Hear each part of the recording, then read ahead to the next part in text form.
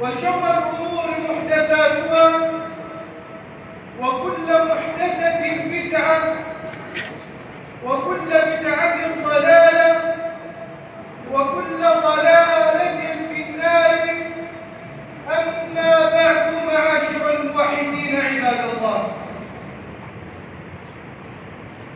فإنه مما لا يخفى على ذي فطرة سوية ولا على عبد مولود على الحنيفية أن أعداء الإسلام على اختلاف ألوانهم وتباين مناهجهم وأفكارهم لا يأتون جهدا ولا يستخدمون وسعا في النيل من ثوابت الإسلام والتشكيك في مبادئه العظام، فهم ينكرون بالإسلام وبصبوحه مكر الليل والنهار ويكيدون بالمسلمين كيدا، يجتمعون على حرب الله وحرب رسوله وحرب كتابه، لا يطاعون في ذلك إلا الولا ذمة،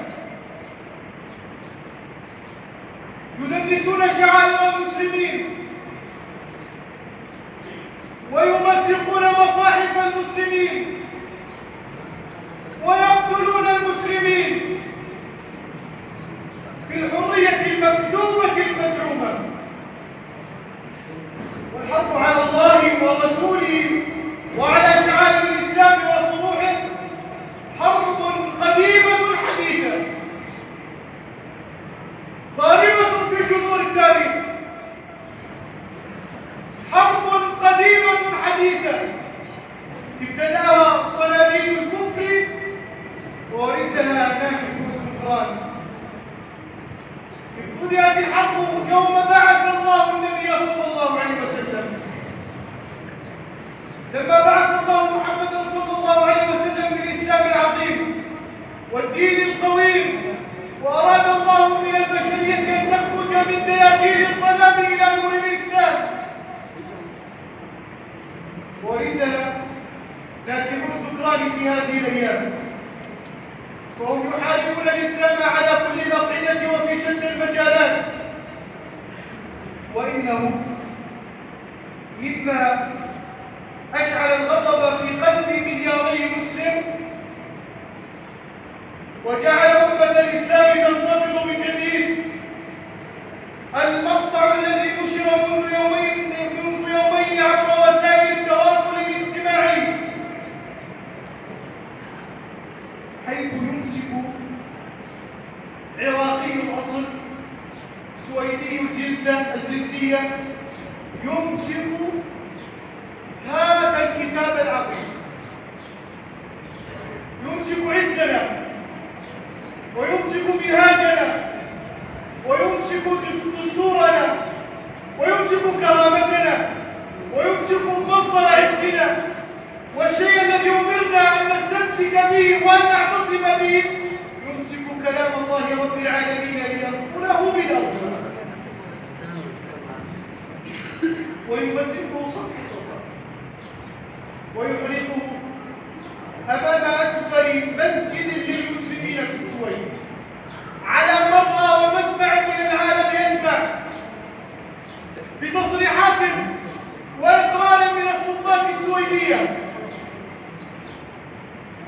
وأعداء الإسلام ما أرادوا من ذلك إلا أمرين، ما أرادوا التصريح لإحراق كلام الله رب العالمين إلا لأمرين: الأمر الأول أن تغضب أمة الإسلام، أن تغضب، اغضب لكلام الله، لكلام الله رب العالمين، اغضب بعزك وشرفك، اغضب بدستورك ومنهاجك، إلا لنغضب. والأمر الثاني حتى يروا هذه الأمة نائمة، هل هذه الأمة كما تركناها على اتفاقية سيكس-بيكون ليروا أن هذه الأمة كما تركنا الوكلاء فيها، ليروا حكام المسلمين الذين وضعتهم الأنظمة الغربية ووكلاء للغرب بامتياز ومحاربون لله ورسوله بامتياز، أهم كما تركناهم أم أن الغيرة على الإسلام قد تحركت في قلوبهم وطردوا سفارات السويد؟ أم أن الغيرة على الله ورسوله وكتاب الله اشتعلت في قلوبهم والنار تأججت في صدورهم فقالوا للسلطات السويدية سلمونا ذلك الذي أحرق كتاب الله وإلا جئناكم بجيش على الله لا يعرف أوله من آخره، لا يعرف أوله من آخره. أما سادة أمتي متمسكة بحدود اتفاقية سايكس بيكو ملتزمون أن لكل بلد له حرية التعبير ويفعل كما يشاء في بلده.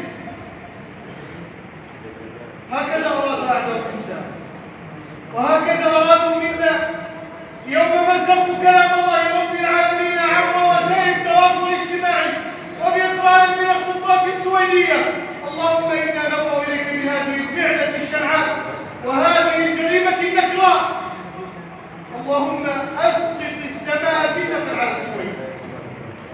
اللهم أرنا فيهم عجائب قدرتك. اللهم أرنا فيهم غضبك وانتقامك. اللهم أرنا فيهم غضبك وانتقامك. سلط عليهم ملائكة السماء جبرائيل وميكائيل وإسرافيل، اقلب الأرض عليهم عاليها بسافلها لا تبقي منهم أحدا يا رب العالمين. المقصد الثاني، لماذا اختاروا هذا الوقت في عيدنا؟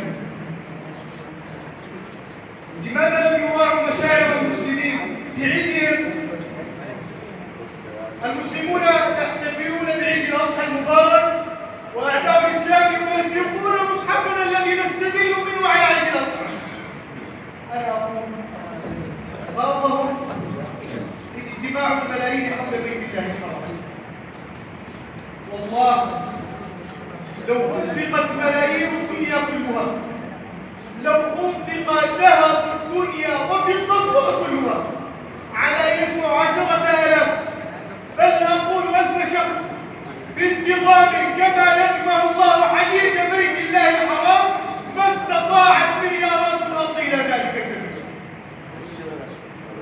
أتستطيع دولة بجيشها العبرة بأموالها الطائلة أن تجمع أكثر من 2 مليار مسلم في بقعة جغرافية واحدة لا يخرج واحد منها شبرا؟ ما استطاع أحد إلى ذلك سبيلا. أيستطيع أحد أن يجمع مليارات المسلمين على كلمة الله أكبر؟ ما يستطيع إلا الله عز وجل. لذلك غاضهم غاض أعداءنا اجتماع المسلمين حول بيت الله الحرام، فأرادوا أن ينزعوا علينا فرحتنا. قالوا نزل مصحفهم فيغاض المسلمون ويتركون عيدهم، ونحن نقول نحن نرضى بكتاب الله ونفرح بكتاب الله وبفضل الله وبرحمته فبذلك فليفرحوا وخير مما يجمعون. لذلك هذه رسالة إلى أمة الإسلام أن نكون مجتمعين أكثر وأكثر، وأن نعتصم بكتاب الله رب العالمين، وأن نجتمع على هذا الكتاب، وأن نستمسك به كما أمرنا الله عز وجل وأمرنا النبي صلى الله عليه وسلم.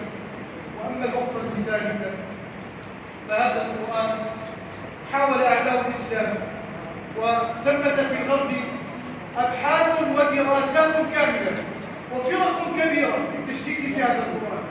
تارة يأتون إلى كلمة فيقولون هذه الكلمة تخالف قواعد الكتابة العربية، وتارة يأتون إلى كلمة يقولون فيها يقول النحاة كذا وكذا فلا تجوز في القرآن الكريم، وتارة يقولون لم ينقل هذا القرآن في التواتر، وتارة يقولون أن هذا القرآن الكريم الذي عند العرب وعند المسلمين جاء به رجل في أرض في شبه الجزيرة العربية، جاء به راعي غنم، هكذا جاء به راعي غنم فهي أساطير الأولين تتلى عليه بكرة وأصيلا، أخذها كاتب عن كاتب وقصة عن قصة ثم قصها علينا وقال جاء به الله عز وجل.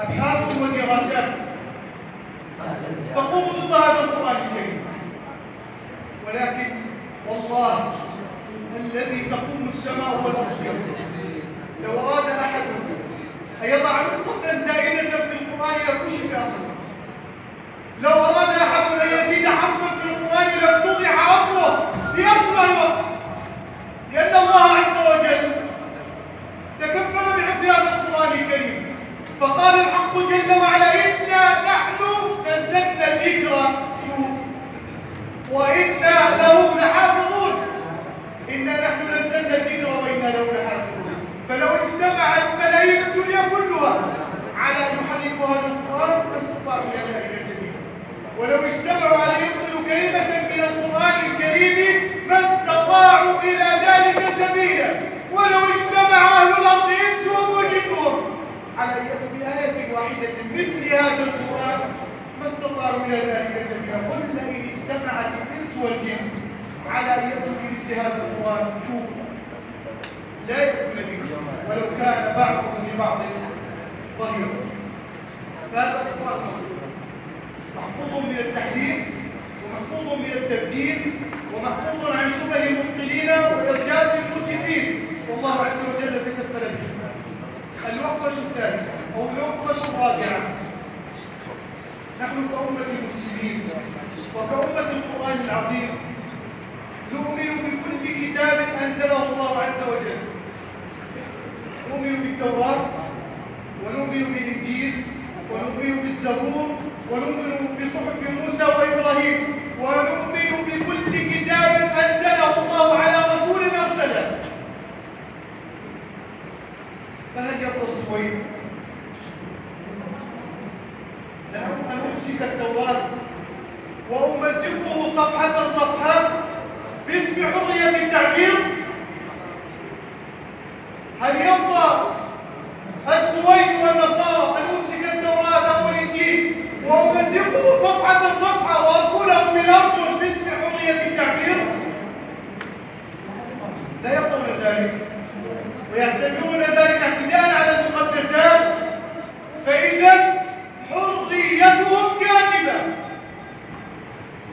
حريتهم كاذبة كما كذبوا علينا بالمنظمات النسوية وحرية المرأة كذبوا علينا بحرية التعبير.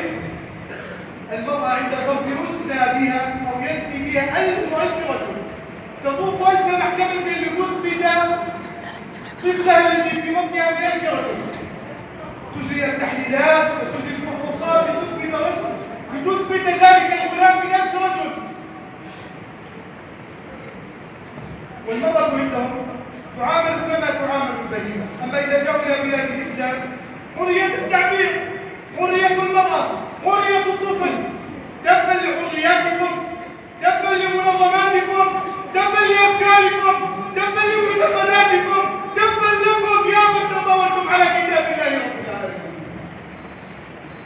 الوقفة الخامسة على أمة الإسلام أن تنضبط، على أمة المليار أن تنضبط، على أمة الإسلام أن تعلنها عودة إلى كتاب الله. نغضب عندما نعود لكتاب الله، نغضب عندما نقرأ كتاب الله، نغضب عندما نجعل كتاب الله هو الحكم بيننا وهو الدستور الذي نسير عليه في حياتنا اليومية. هذا هو الغضب الحقيقي. والغضب الثاني أن نعيد العدة وأن نربي هؤلاء الأطفال على أن يكونوا قادة في يوم من الأيام، وعندما يتطاول أحد على مقدسات المسلمين يكتب هذا الطفل في يوم من الأيام إلى ملك السويد وإلى حاكمها أرسل لنا ذلك المسخ المحسوب على الرجال الذي أحق كتابنا، وإلا والله جئناك بجيش على الله لا يعرف أوله من آخره، ولجئناك برجال يعشقون الموت كما تعشقون الحياة وينظرون لكتاب الله وسنة النبي صلى الله عليه وسلم. علينا أن نحقق ذلك الطفل كتاب الله رب العالمين، وأن نجعل هذا القرآن دستورا نسير عليه في حياتنا اليومية. أن نتدبره، أن نعرف أحكامه، أن نعرف ماذا أراد الله من هذا القرآن. الله عز وجل ما أراد من هذا القرآن إلا هداية للبشرية، وكذلك أوحينا إليك روحا من أمرنا. والله عز وجل أراد من هذا القرآن أن تخرج البشرية من داخل الظلام إلى نور الإسلام، ولكن أعداء الإسلام يمكرون بالإسلام مكر الليل والنهار، مكر الليل والنهار، يمكرون بنا مكر الليل والنهار. والله حري بكل مسلم أن يدافع عن القرآن الكريم، حري بكل عبد سائل إلى الله رب العالمين أن يكون القرآن هو هدفه وهو دستوره الذي يسير عليه في حياته اليومية. عودوا عباد الله إلى كتاب الله. منذ آخر مرة متى ختمت القرآن الكريم؟ منذ آخر مرة متى قرأت جزءا من القرآن الكريم؟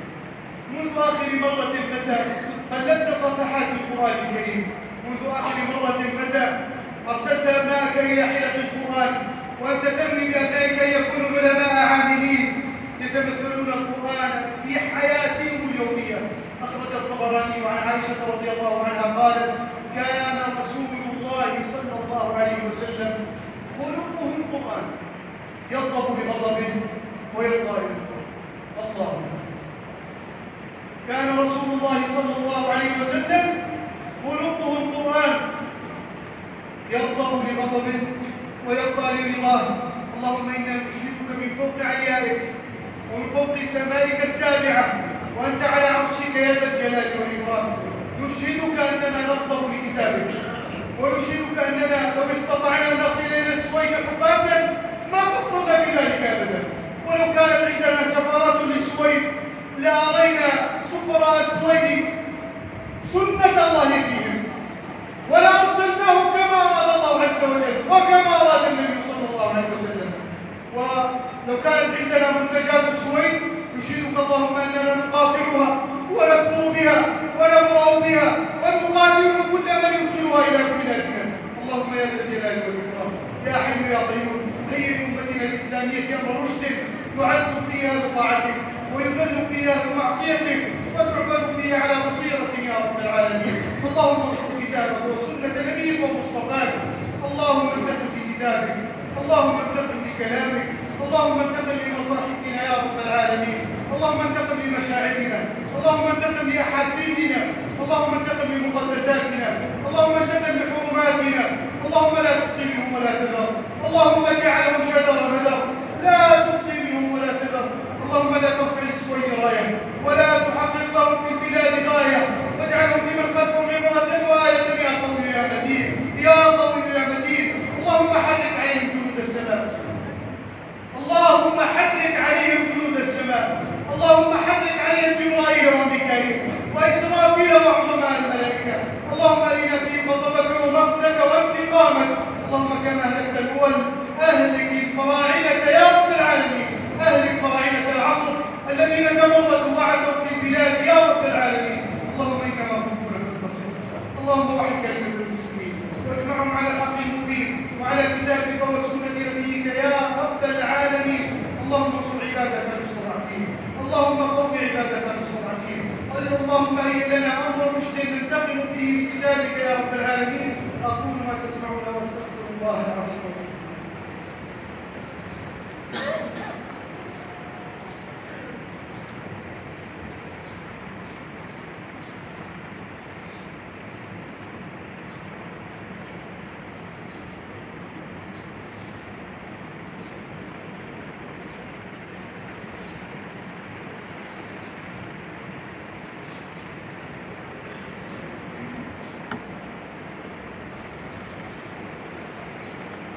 الحمد لله المحمود على كل لسان، المعبود في كل زمان، لا يشغله شان عن شان، جل إلهي عن الأشباه والنظائر والأمثال والأعوان، ليس كمثل الله مبدع في الأكوان.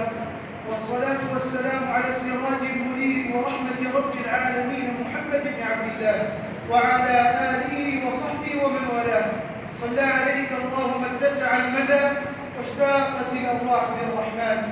نفسي فداك وكل أهلي والوراء أجد حمدا فكيف بالإنسان وبعد معاشر الموحدين عباد الله إن أول نصر للقرآن الكريم ننصر به كتاب الله رب العالمين أن نجعل لأنفسنا وردا يوميا من القرآن ولو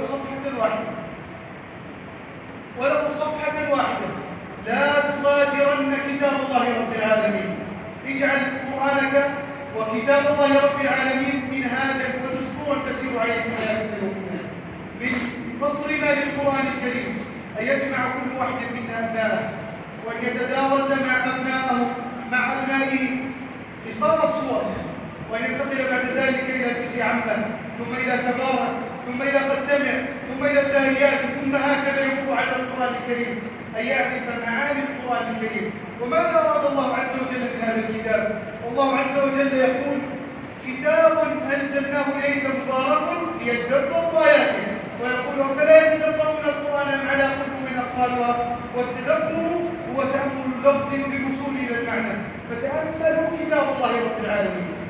ومن لم يستطع ذلك فثمة برامج عبر وسائل التواصل الاجتماعي تتحدث عن القرآن، تشرح معاني القرآن، تفسر القرآن الكريم.